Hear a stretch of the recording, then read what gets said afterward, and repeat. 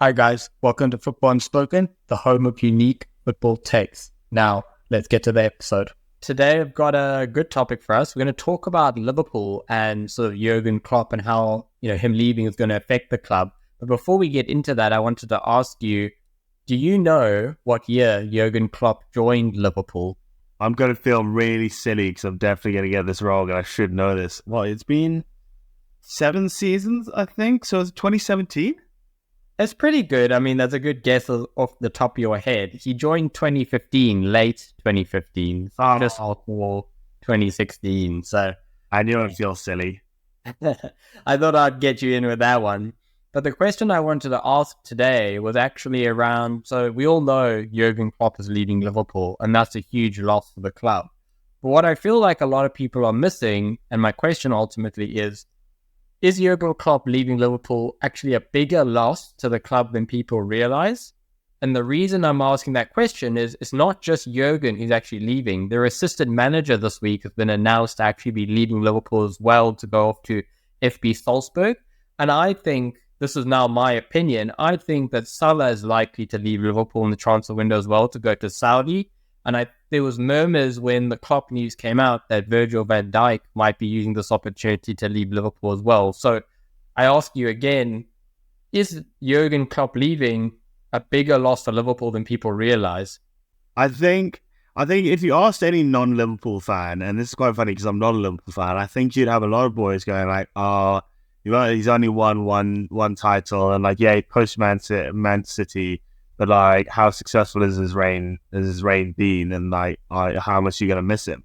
But I look at that and I go, they're gonna miss him so much. And there's two reasons. The first one is, yes, I think he's put this team together, he's built this team, and at least he's not doing an Alex Ferguson where he's leaving with 5 or 6 32-year-olds in the starting 11. At least they're guys like Darwin Núñez, Harvey Elliott, Luis Diaz, those kind of, even Dominic Szoboszlai, like these are all players who will grow as players and they will become better.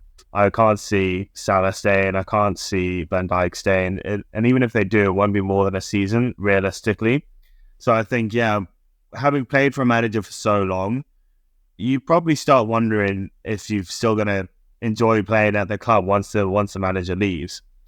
But I think the other thing is, the manager market is so slim at the minute. Like, it's on a slot. I hope he comes in and does well. I never want to see a manager come in and do badly. I mean, even like Erik ten Hag, it's funny when it happens. I kind of like getting to laugh at Man United, but it's not so much about Erik ten Hag as it is Man United. I don't want to see Erik ten Hag fail. You don't want to see a manager come in and not do well. And I have a nasty feeling Arne Slot's going to have a real struggle on his hand to get the team playing in the fashion that he wants to play, as well as kind of keeping hold of some of his better players. So I think overall it's going to be a really, really big loss for Liverpool. Yeah, you kind of touched on it already about the similarities between Klopp leaving now and when Ferguson left Manchester United. But I kind of wanted to explore that a little bit further and say that I see a lot of symmetry between Moyes came in compared to when Slot is coming into Liverpool now, about he's leaving, or Ferguson was leaving / Klopp, with a lot of their backroom staff, and things were changing. And the reason I bring that up is there's been a couple of interviews. Wayne Rooney gave one, Rio Ferdinand's given one in the years since Ferguson left. And a lot of them said it wasn't just that Moyes came in with his ideas, is that all of his backroom staff came in and sort of combined the training change and the tactics change, and there was too much change too quickly. And I have a concern for Liverpool that that's happening now to them, as in, it's not just Klopp, it's his backroom staff and some of his core players all leaving simultaneously. You don't even have to go in the football world. You can see this in just everyday life. In companies, when you're at work, your manager goes, and like 2 or 3 of the staff go with the manager, and it just you end up with a lot of people trying to not only build themselves into the company or into the club, but also trying to understand the culture of the club. And it's an interesting one with Man United, because probably since Alex Ferguson left, you can't really put a finger on what is Man United's style of play. Since Alex Ferguson left, every manager, even Oli and especially Jose, they've all been accused of not playing the Man United way.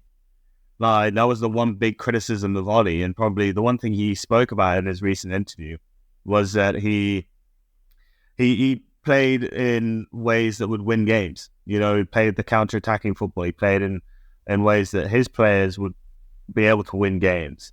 And then when his players stopped winning games, he decided, okay, well then let's try the Man United way, because that's what all the fans want us to do. Let's play the Man United way. And they end up playing so much worse, and it cost him his job, realistically. Jurgen Klopp's style of football is very unique to Jurgen Klopp. Like, yeah, it's getting press, and you can say what you like, but it's a specific style that's very different to like an Eddie Howe getting press. You know, it's a very Jurgen Klopp style that he takes with him.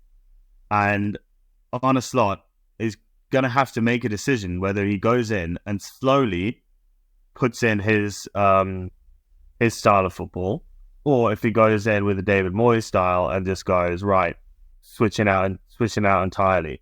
I think you're going to struggle either way, but I guess it just depends on the type of manager he is.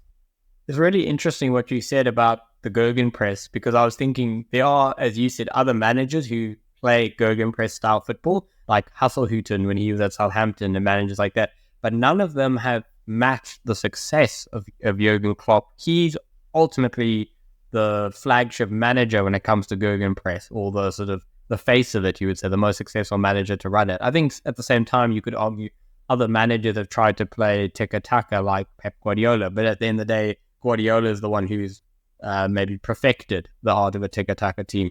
But going back to Liverpool, so we don't get too sidetracked here, what I wanted to ask you is kind of maybe a rounding up question. And I know this is difficult without seeing the transfers and where everything landed, but where do you see Liverpool, maybe even give me a range, where do you see them finishing in the league next year? And I know that's a tough question to ask you now, but just where are you thinking? Well, I think the big thing is I'm going to go on my gut feeling here. I think they're definitely going to lose Salah. I can't see him staying. Van Dijk, I think, will stay. I've got a feeling the fans might he might love the fans a bit too much, I think.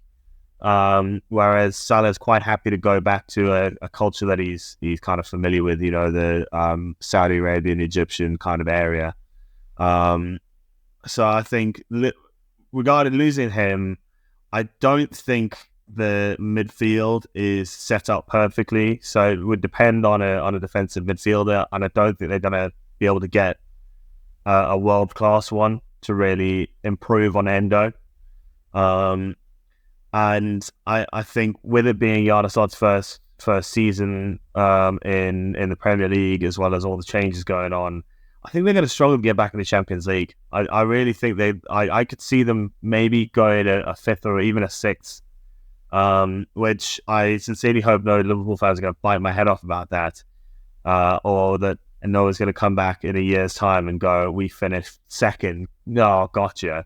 But I think there's more often than not, managers struggle in their first season in the Premier League. It's not often. It's maybe Pep Guardiola is probably the only one off the top of my head I can go, he's come into the... Jose Mourinho is probably the only other one, actually, who's come in from a foreign league and gone bang straight in with a ridiculously good season. It just doesn't happen very often.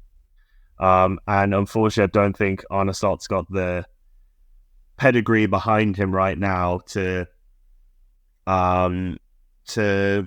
be able to push the best in the league. And even then, when you got guys like Unai Emery, who's going to have a Champions League budget, Eddie Howe and Newcastle are going to have more money to spend, as well as having guys like Sandro Tonali back, Joe Linton back from injury. Spurs, Chelsea are looking like a good team again. Poch has got them playing really well, which kind of annoys me, because I like the idea that Chelsea are dog as well. But unfortunately, I can't say that anymore, because they're going to finish sixth, aren't they?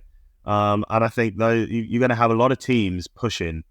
I think Arne Slot's not going to have enough time to really settle himself into the role and get the team playing the way he wants to in the first 3 months. And not having a good first 3 months really makes it so difficult to get back in the Champions League. And I'll just bring up Chelsea again. Chelsea had such an awful start to the season. And I think on form in the last 10 games, I think they're second. or maybe third, I think, behind Arsenal and Man City, but like they're not that far behind them, and they're going to get nowhere near Champions League just because of the way they started the season. I have a feeling that's how Liverpool's going to go. That's ridiculous in terms of like how Chelsea have rectified themselves. I can't believe that end of season form, and it does, as you said, make it humorous that they had such a bad start to the season. Going back to sort of where I think Liverpool will play, I was going to say something similar about I think they'll end up.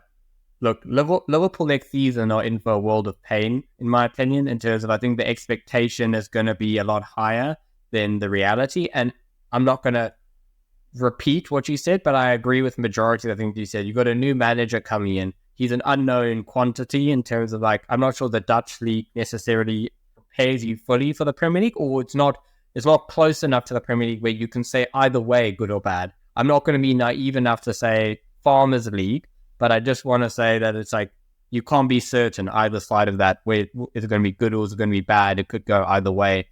And with the loss of a couple of players, the new players come in and they might need a season as well as the manager, those new players that you were mentioning coming in.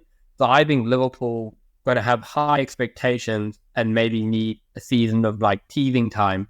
And therefore, I actually think they'll miss out on Champions League next season, which would be really interesting if they do still have the likes of Van Dijk. Would that sort of promote his reason to then leave Liverpool if they were a Champions League team, even for a season or something like that? I know this season they were, this year they'll get it, and the season before they didn't. So, but that was under Klopp still. Yeah. Anyway, this has been a really good debate, and I think we've mostly agreed on everything here. But I'd like to know what some of the Liverpool fans think. Is Liverpool in for a bit more pain and suffering than the media is making out, or do you think that Slot is going to steady the ship on arrival? Anyway, guys, this has been Football Unspoken. Thanks for listening. We'll see you next time.